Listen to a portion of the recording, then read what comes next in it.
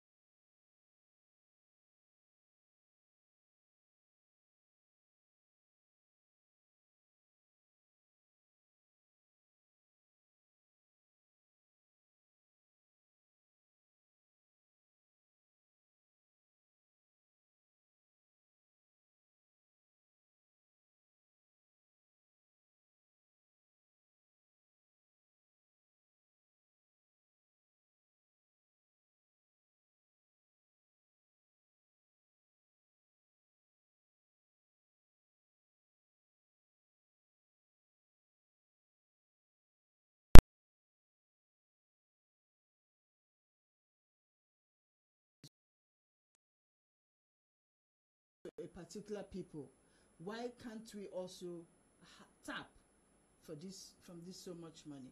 So that crisis may continue for a long time until probably something has happened.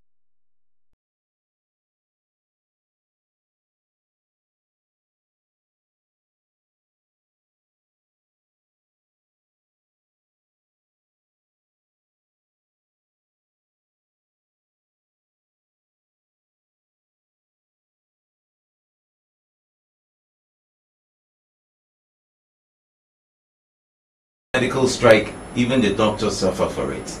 If it is any form of social strike, everybody suffers for it. Are we not getting it right? Are we in a situation of a state of limbo where everything becomes repetitive? Every day it is the same thing. Since we were kids, strikes have been the same format. Nobody has gone on strike because there's a leader who has refused to do the right thing. Nobody has gone on strike because there are certain responsibilities such as bad roads that should have been fixed. Nobody has gone on strike because for some reason there are monies that have been stolen and justice has not come in any way. Do you think that we have a different mentality in an African context, Barrister Idris? Again, Peter, I'll take it from a different angle. I think last week I saw the NLC picketing MTN and one other agency like that for having casual workers all through, their period. Casualization of workers is something that NLC should really focus on and ensure that every Nigerian worker is employed properly and they have all the processes that is needed, like having access to NHIS, like having access to pension allowances and all of that, gratuity and all of that. These are the core things that NSA should be looking into, not engaging in strike. What is the economic benefit? Or what have they prefer as NLC? They should have an institute, for instance, where they can sit down, research, provide solution on certain government policies, and even assist the government to grow. They are not doing that. Are we going to be relying on strike day in, day out? Is that what is going to be the benefit to Nigeria at the moment? Is a strike action something that will benefit everyone? To me, is no. So the issue of government has said something again, that no work, no pay, and the NLC is saying no, that cannot happen. Isn't that all of the that? law? The simple truth is, I don't know anywhere that you didn't work and you are expected to be paid.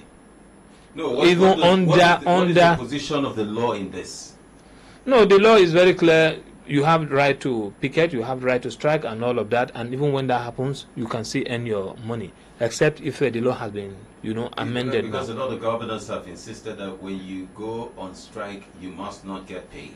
No, morally, if you don't work, you don't earn. Under morality, I'm just looking at moral. Legally, sometimes it doesn't work the way we think it is anyway. So the law as it is now says you can go on strike. So it's a right that you can exercise that as citizens. Okay. I also think that if NLC decides to go on strike this time, it might not be the same, because like Barrister Idris just said, the federal government has come out to say from henceforth, if you don't work, if you go on strike, you're not going to be paid. So how are we going to marry these two together?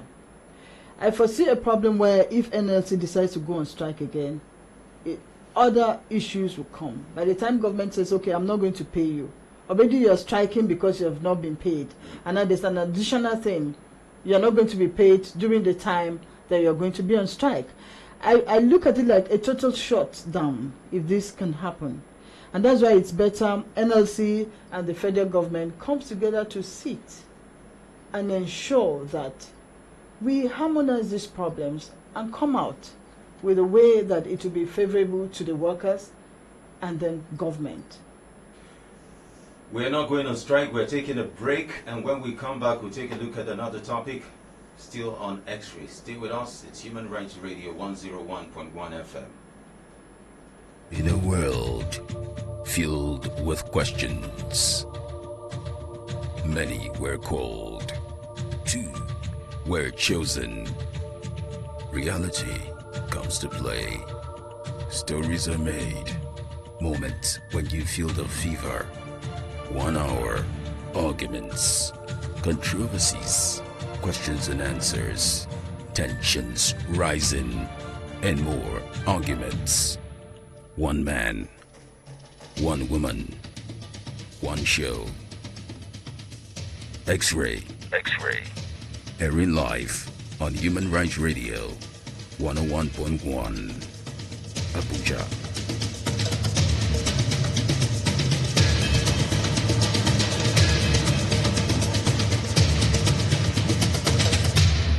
It's about that time. This is Human Rights Radio 101.1. Redefining broadcasting.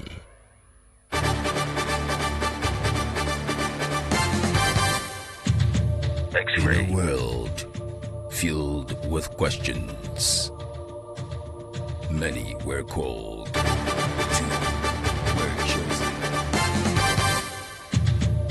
In a world filled with questions. It's X-Ray on Human Rights Radio 101.1 FM. We'd like to thank you for staying tuned in to this frequency, and we'll open up the phone lines before we start with the next topic on our table right now.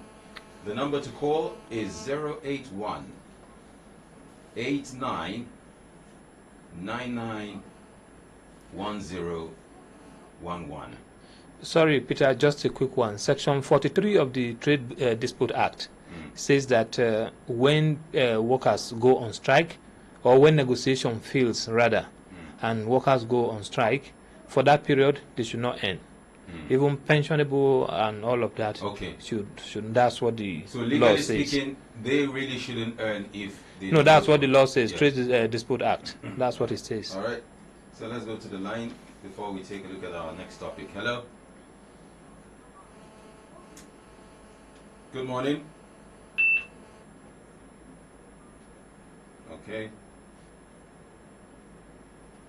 Obviously, what affected the morning program is affecting us here right now. Go ahead and call us up and be part of the discussion on X-Ray. Hello.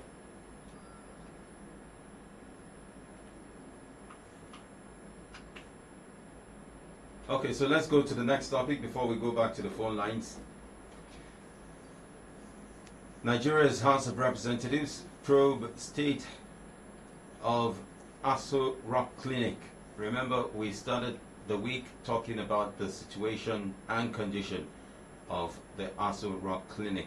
House of Representatives members on Thursday resolved to investigate the deplorable condition of the State House Clinic and alleged deductions from the salaries and allowances of its medical staff. The House, which commended the First Lady, Mrs. Aisha Buhari, for speaking out about the state of the clinic, also resolved to set up an ad hoc committee to undertake the investigation. The committee is expected to report back to the House within 3 weeks for further legislative action. So more interest, more stakeholders getting themselves involved in this case. What's your take on that? It's a thing that we should take very seriously, actually, because if the ASO Villa Clinic that is meant to take care of the president, the vice president, and his staff will be left without the basic equipment and drugs, then how can you imagine what can happen at the other levels, at our general hospitals, at our clinics, where the average and the ordinary Nigeria goes to? So it's a point that we would know it has exposed the decay in as far as access to health facilities we're concerned with. So it's a time that we should get up as a people And then we should increase the National Assembly, for instance, their oversight functions on these things that we're talking about. We have hospitals and clinics. We have monies that are appropriated every year. Are those monies used to provide the right equipment, the right drugs, to ensure that an average Nigerian can have access to good and quality healthcare service? And we're told that from 2015, over 11 billion naira was appropriated to that hospital. That's just within 2 years. Okay. Let's take a call. Hello. Good morning. Good morning and welcome to X-Ray. Yes, my name is Michael Advocate. Michael, welcome to the program. Thank you. I want to greet you guys in the studio for the Timothy's instructing and I'll see on the front bar this morning. Something I want to say is, what about we, the masses, the citizens of this country that employ both those in the NLC and those in the executive or those who they strike against? Those of us who are not even in the payroll of government at all. And it's expected that whatever it is they are doing in government is they are working for us. Oftentimes when we hear they go on strike, the issues that they go on strike for, some oftentimes are not even resolved before they go on strike when we people have been settled. For instance, Penny, that is my place. The workers of Penny have gone on strike for non-payment of about 11 months. The news we are hearing is that the NLC have resolved to go on strike because the government has promised to pay 2 months after the how many months. So what has happened? So oftentimes what we are saying is that these people are doing business, do non-boju. Those of us who own the sovereignty, who are not really any salary, they are doing non-boju. If you think about all the strikes, all the social strikes, like Occupy Lagos, for doing subsidy in Lagos, the Occupy March in Abuja, all of them, none of them had actually achieved the reason for which these strikes were called in the first place. So what I am saying, I'm not just trying to always look at the problem. What we are saying is this. All the sectors, be it housing, health, education, that have been failing. NS is not part of those, the NS people that are not, I don't know, working in those sectors. Just like you said, Peter, why haven't they called themselves? Because something is supposed to be done and it's only done, that was not done. We got heard about that. So enough is of the police mistake and all of that. It is reported that the government is saying no work, no pay. But the issue is what we want to see doing NLC is to say to Nigerians. Most of those places, like I said, let us look at the sector by sector. Like housing, for instance, one of them that comes to my mind. Recently, the Senate Committee on Housing, where the Ministry of Housing saying this, that we have a serious housing problem. And right from the time of Amapek, who was the Minister of Housing and Urban Development, they said there were 17 million housing places. How did they come about that? In Abuja, there are several houses that are unoccupied. You see estates coming up, the National Housing Fund that is supposed to cater to all of those things. How many Nigerians, even the Nigerian workers, the poor workers have been able to access the National Housing Fund? I'm going to have to develop the committee, the Chairman of the Committee was once in the National Housing Authority before he stepped out for his own brother because two of them cannot be there. So what are they doing? Shagari, if you go to all the local government quarters of Nigeria, there's this housing model that Shagari did in his time, they call it low-cost housing. Like in my local government, the ones that they tell you that they've all been vandalized. They should go and ask Shagari how they do that. All this contracting of the National Housing Fund that are giving out loans to people who are wealthy and all of that, they force people someone cannot even afford the National Housing Fund loan and not access them. It's not working at all. And it goes wrong to all the sectors. I'm only talking about housing. The health, education, all of that are out there. So NLC should wake up. All these are going that those juniors for people we are all aware. Thank you. Thank you, Mike, the Change Advocate, a regular caller on the program. You can also be part of the discussion by calling us on 081 89 99 1011. Hello? Good morning. Good morning. How are you today? I thank God. Welcome to I'm X-Ray. Mr. Kinsey, I mean Mr. Kapo from Uchechi. Okay, Mr. Kafo, go ahead, please. I want to start from the Afro Clinic. Okay. I want to say that the Afro Clinic is a place meant for big people and rich people. And that's why so many of them doesn't care, even though the clinic is there. They will go abroad and treat themselves. If they keep the place busy, and people are coming and treating themselves,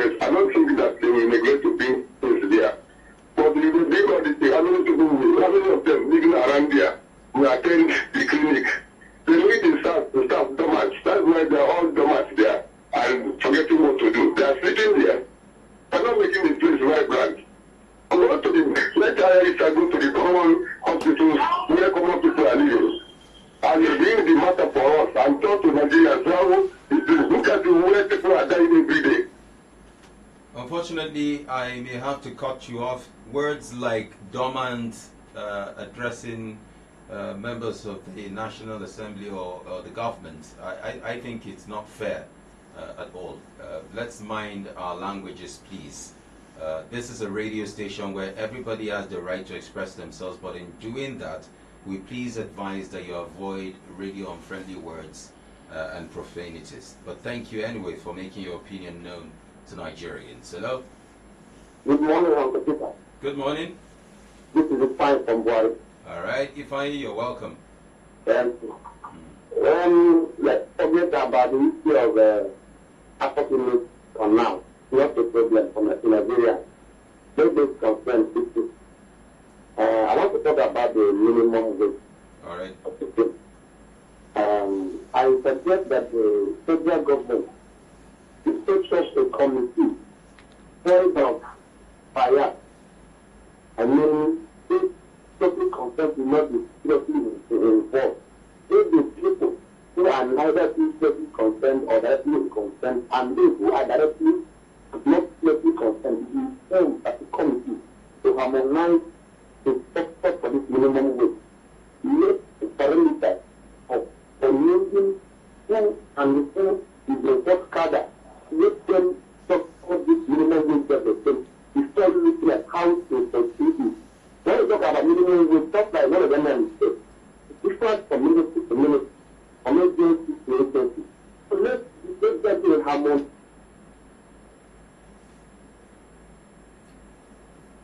Unfortunately, we lost our call. But any reactions from you, our panelists in the building?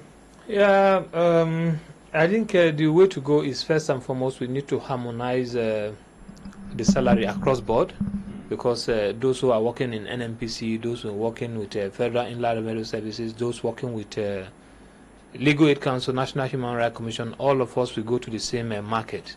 So the bargaining power should be equal. Not a director is earning over 1 million naira in one institution, while that director is earning about 400,000 naira. For me, it's not fair deal. So there is need to harmonize the salary first. This is what NLC should be looking at. Talk about harmonization of salary across board. Then we'll now say, okay, let's know how much, we can now say is the minimum wage.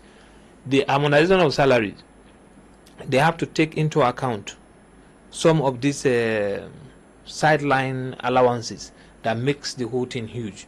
Because if you look at it, it's not the salary per se that makes the thing. So the difference, after the allowances they add and all of that, like wardrobe allowances, as if the person was naked before he was employed and all of that, they increase it. And it's funny, but it's a serious issue.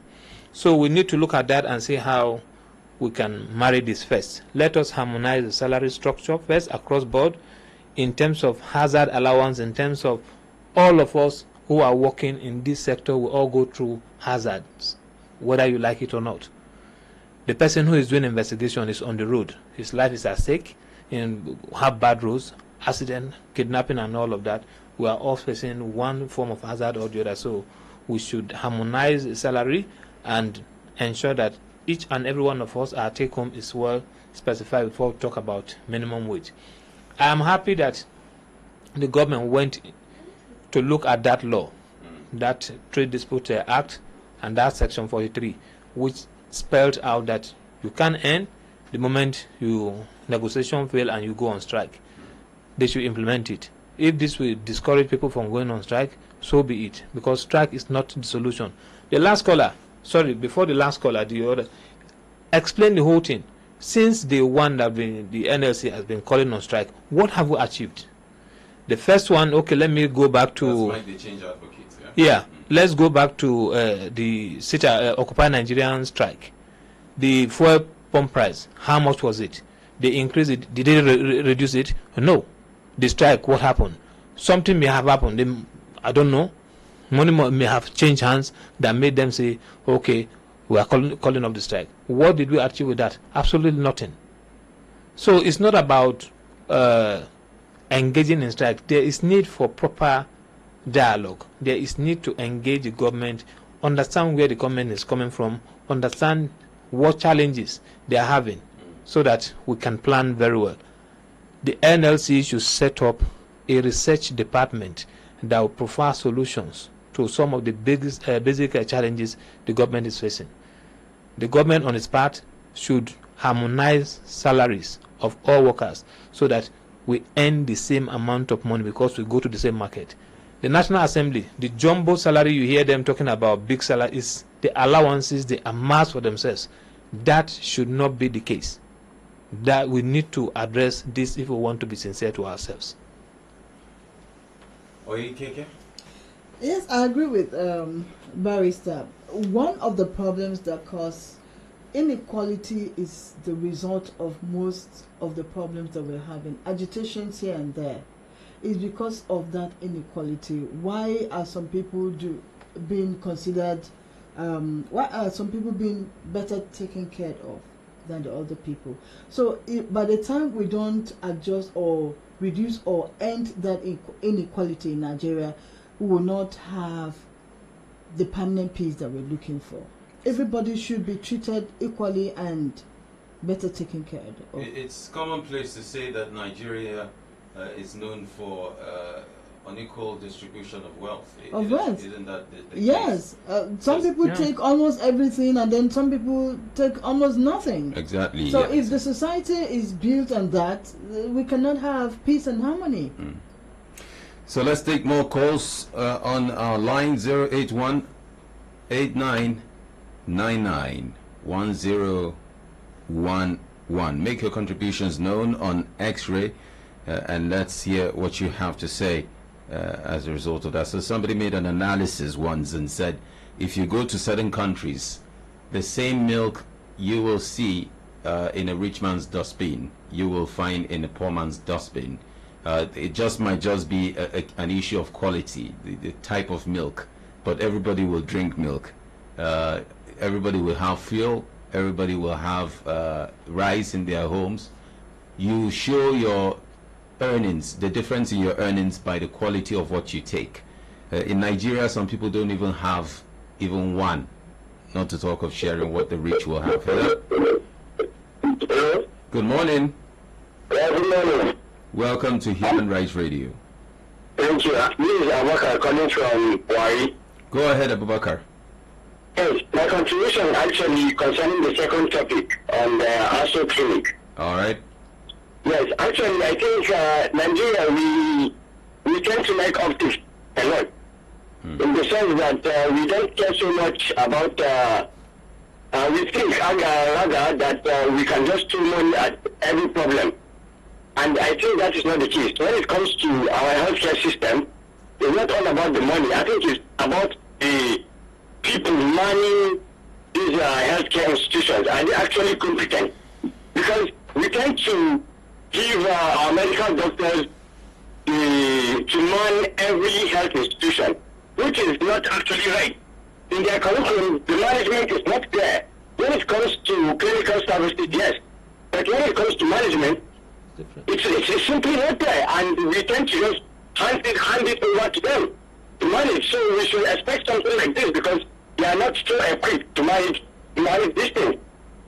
So, or other sectors, be it agriculture or power and everything, we give it to other professionals or other people that we think are competent enough.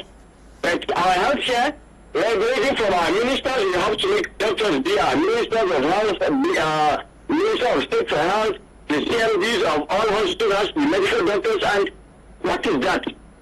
You certainly have problems because they are not all of them are equipped with the management skills to manage these things.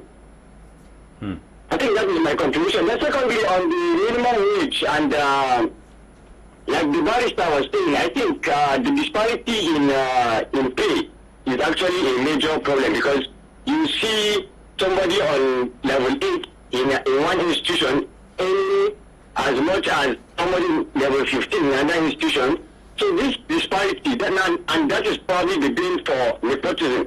Why everybody wants TBN and NNPC leaving Ministry of Agriculture or Ministry of Rural Development aside. Because everybody wants to earn more. And it will baffle you that somebody on level 8 in CBN is earning, with all the allowances and everything, with earning, say 600 to 700,000 naira monthly. Meanwhile, somebody in even Ministry of Health is on level 12 or level 13 is earning maybe 120 or 180 or 200,000. So I think that disparity is actually the problem. And I also don't buy into the idea of just increasing minimum wage, because it's certainly going to lead to inflation. Our market, the moment you increase the minimum wage, the market maybe thinks, okay, the people have money and the price of pampers automatically rises by certain percentages. So I think it's just going to be a merry-go-round issue. I think there are some certain what do you call it, stabilizers in which you could put, like the housing. If government can get more serious on the housing, give some certain provisions for education of the kids of these government workers and some other stabilizing factors. I think that will go a long way than just actually pushing money into the pocket of the worker. Thank you very much. Very well said, Abubakar. I think this is a very good analysis. Let's take a look at this. I mean, if the government is able to provide infrastructure, free education, good roads, free hospital bills, at least for people or younger persons to the age of 18, obviously people will need much money. Peter, you see, so for some of us who are opportune to have school outside, as a student, your transport is subsidized as a student. These are things that are not cast in stone. These are things that you can replicate anywhere in the world. So we need to sit down, drawing board. We have people that have knowledge about how all these things will work. It's for government to engage them, look for them and engage them. You know, it's sad that we keep repeating issues over and over again. For me, strike is not a problem at all. It's not going to be a solution to whatever problem we have. The first thing first, let us harmonize salaries of every worker. Somebody working in CBN should earn the same amount with somebody working in Ministry of Agric. Not the what hazard, for God's sake, are we talking about? That you think all of us are not going through the same hazard? Then some persons are earning a wardrobe allowance all in millions of naira. Then another person is not earning that. Torchlight allowance. What do you need torchlight for? Are you a night guard or what? It's funny when you look at the structure, how these things are made. No, I'm not kidding. There's always no light. They have leeway of getting out of trying to make money from every angle. About the torchlight. For God's sake, Peter, it will amaze you that there's nothing that you won't see. Honestly. How can somebody be asking for the next thing now? The dressing allowance is not just about dressing. It takes all the things that comes with dressing. I think we need to do something about this. Government is overburdened, and there is need to restructure. Let us look at structure. These are systemic and structural issues. The government should set up a committee, harmonize the salary of every institution, every agency. Let us earn the same amount of money across board. You see that disparity. How can you go to, for instance, you go to a shop, a bag of rice is 17,000 naira. A minimum wage you are saying is 18,000 naira. How will you even transport the bag of rice to your house? You understand what I'm saying? If all of us earn the same amount of money across board, the prices of food items will normalize, and that will give government the respite to start thinking, okay, this excess money we've been spending on this, we can channel them into roads, we can channel them into education and all of that. Government started a program, 1 meal per day in public institutions. The kind of food you eat affects your intelligence. It gives you. It starts from the stomach. Exactly. It starts from the stomach of the child, where stunting in children. If you read about it, a lot of the problems we have in society today is as a result of the kind of food, people eat. That people started eating as kids, even as toddlers. So we need to look at all of this issue and see how we can address them. come back to the ASO clinic. I'm happy that it happened in ASO clinic. It's not about sacking anybody. No, it's not enough. Set up, not even the committee, investigate what happened. The moment you have your facts, proceed and prosecute these persons. Not just about recouping the money, also send them to do community service. No jail in this time. Community service. If Mr. A, who is well known in my community, is seen somewhere in market sweeping, for God's sake, it will discourage a lot of us from doing all of these things we are doing. Hello, good morning. Good morning. I'm Austin, my name. Austin, you're welcome to the program. Yeah, thank you, sir. So, I want to react to the issue of minimum wage of the workers. All right. Yes. My concern is 30,000 suggested by the lower chamber of the National Assembly. Actually, to me, he is very, very poor. He is really with ourselves. Because if you take a look at this now, at the end of the day, it's only talk of paying house rent, affording possible water, transportation, and the rest. There's nothing left for the workers. He really doesn't have to be PTM themselves. How much is their take home at the end of the month? Except, he really, just as the bank I just said, it is a try a balance across the whole sector, even down to the National Assembly themselves.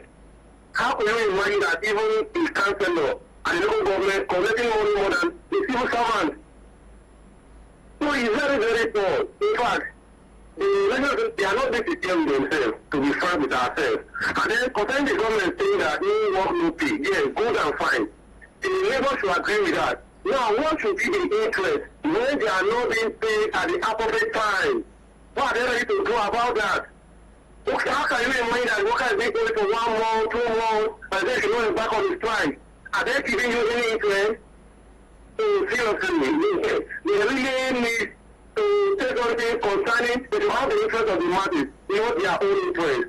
Thank you so much. Thank you, Austin. And I think it takes us back to that whole issue of having alternatives, subsidizing other things like housing and everything. If you have housing, you have free education, you have free healthcare, everything is available, all subsidized. You won't need much money. The NLC will go to sleep. They don't need to be going on strike. What's your observation, it's really sad and unfortunate that a country that is so rich like Nigeria in terms of human and natural resources, there's so much that we have, but there's so much suffering too on the other side. I think the quality of leadership, the quality of the people we choose to lead us and govern us also matters. Sincerity of purpose. The people who are governing us as a people, what is their motive? What do they want to do for the people? A lot of times it's about sharing the resources of the organization of Nigeria. A few persons take over control of these resources and then share it amongst themselves and families. So as long as this continues, and even though we are rich, majority of people will remain poor. And a country where poverty thrives can never have peace.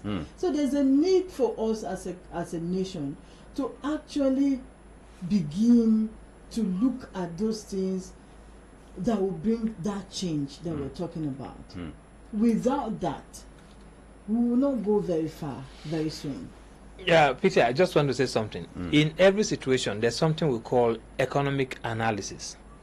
And that is a question. Anybody you see working or doing anything, there's this question you need to answer. What is in there for me? It's about economic analysis and all of that. Our politicians, they have a stake. What is in there for me and all of that. But in all of this, we need to be one, have fear of God in our heart. We need to be morally, issues surrounding integrity and all of that will come into play when you want to, address this question of what is in there for me. I think, like my colleague here said, our politicians, they are not sincere. And because of greed, we are going through what we are going through. Somebody amassing wealth, stashing money away for that will take care of your great-grandchildren unborn. What do you need such money for? So it's about greed, it's about not being sincere, and that is what is playing across board. And the issue of corruption has to be addressed. ASO Clinic, I'm happy I see say that it happened there. It's not about setting up a committee to look at all of that, investigate those found wanting. Please, government should do us a favor. Prosecute them, and our judges should not send them to jail.